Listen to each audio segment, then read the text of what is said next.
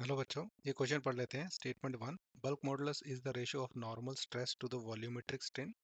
Statement two है shear modulus is the ratio of tangential stress to the shearing strain. यहाँ पे हमारा की कॉन्सेप्ट हो जाएगा, we should know about bulk and shear modulus. तो शेयरिंग कब होती है और बल्क मॉडुलस हम कब लगाते हैं, ये हमें पता होना चाहिए। जब भी हम किसी वॉल्यूम को कंप्रेस करेंगे, मान लीजिए ये स्फेयर है और हम यहाँ पर स्ट्रेस लगाते हैं, तो जो नॉर्मल स्ट्रेस लगा रहे हैं और इसकी वॉल्यूम में जो चेंज हो रहा है, जो स्ट्रेन हो रही है, अगर उसको बटा करेंगे तो हमारा बल्क मॉडुलस आता है। तो पहली टर्म तो हमारी जो है वो करेक्ट है।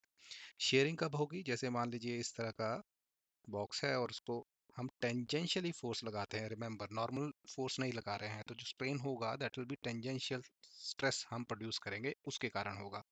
तो यहाँ पर जो शेयरिंग स्ट्रेन होगा वो इस तरह से होगा। मान लीजिए ये इस तरह से पैरेललोग्राम की तरह शेप ले लेता है। तो ये जो हमने इस पे स्ट्रेन कर दी, that is a shearing strain. तो यहाँ पर शेयरिंग मॉडुलस यूज होता है। तो सेकंड जो स्टेटमेंट है that is also correct. Sharing modulus जो होता है, शेयर मॉडुलस जो होता है, वो रेशो होता है tangential stress to the shearing strain. जो बल्क मॉडुलस होता है that is ratio of normal stress to the volumetric strain. तो बोथ स्टेटमेंट्स, दोनों ही स्टेटमेंट करेक्ट है। तो हमारा जो ऑप्शन ए हो जाएगा that is the correct answer. Thank you.